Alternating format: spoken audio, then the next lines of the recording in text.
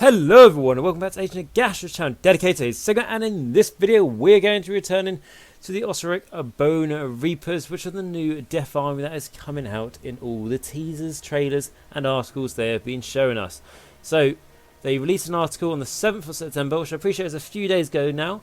However, I just came out of night shifts and I finished my night shift today at 9 o'clock in the morning. Haven't gone to sleep, so I am a bit tired. However, I did want to make a video just to give you guys a quick summary of my thoughts really of the new models. Now, some of the models I like, but unfortunately there are some models that I personally just don't like, and that's my personal taste. Nothing wrong with the models, just my personal taste I don't like. However, there is a use for everything. There's not a single model here that I can't find a use for, which is the main cool thing. So I'm a big fan of kit bash and all that. Okay, so what we do have is, if we start from the top, and we have the Gazzara Harvester, which is the massive bone gigantuan creature you would have seen a really crappy grainy picture of on the internet, and then shortly after that Games Workshop released a official one, and this is the main model I've got problems with because its legs are just too small. That's the main thing for me. I mean, what is like, like the meme where never skip leg day, all these sorts of things at the gym, or it just doesn't feel proportionate right. And I understand these things are made up of bits of bones lying around the battlefield, all sort of comes together, but it just looks too cartoony for me personally. That's my own thoughts, especially when we come to the cock guy, or whatever he is, the groined guy. This guy has literally just got the torso and the arms and the skull of a skeleton for his penis.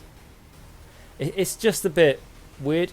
Personally for me, I feel like what they've done a bit with these models too much is essentially that they've just gone too much for it. Instead of doing like, oh, this is cool, this is a bit more unique, this is quite interesting, and let's say they've written down 5 ways to make that model unique and interesting compared to sort of like anything they've done before and compared to most other fantasy models and stuff. So that list of 5 things, they'll look at it, and what they should do is pick like two elements from that list that will make this model look different from what's came before.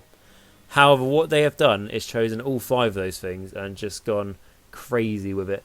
And some people may love that, and if you love that, fantastic. I'm really glad that you do. But I'm just saying, for me personally, I like the idea this thing goes around collecting up body parts and stuff, and then he can actually make constructs and all that sort of thing later in the game. I think the rules will play really, really well and really, really interesting. But personally for me, I just feel, the model's not for me. However, the model I will buy, and more likely at some point, purely for kit passion purposes. There are so many cool things here, so many rib cages, stuff like that, tails, legs, all these sort of things will massively help when you want to make other models for your death or for other things like Nagash, so sort of fit that aesthetic.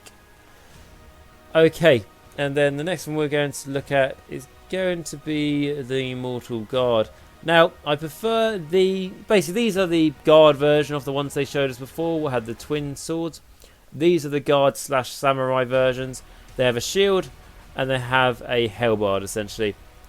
Now, I'm not the biggest fan of these, and I think there's things like I just prefer them not to have the 4 arms. They just look a bit too insecty for my liking. Because people say that they are Necrons. They're the fantasy version of Necrons, which kind of is true. However, I like Necrons, but they don't need to copy and paste things in. I'm not saying it is a copy and paste, but these guys do also look like Tyranids. One of the reasons the leg spacings are just really far apart. They just look, for me anyway, until I actually see the model up close and have a look at it, because that does make a huge difference. From the pictures seen, they look a bit too static, in my honest opinion. But they do look cooler than the other ones. So that's what I'll say about them. And then also to say that in this army, it doesn't say you can take allegiance to Nagash.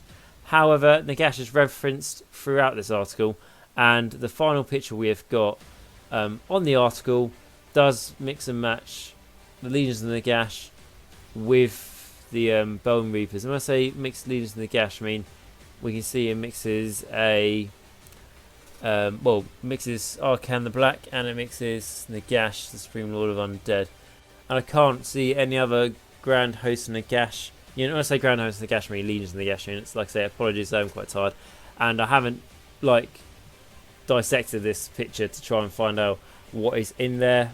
But I can see there's 2 models, obviously being Nagash and Arcan, and that is encouraging sign because it'd be cool to mix and match. Is it going to be a good idea to mix and match this with Rest Legions of Nagash?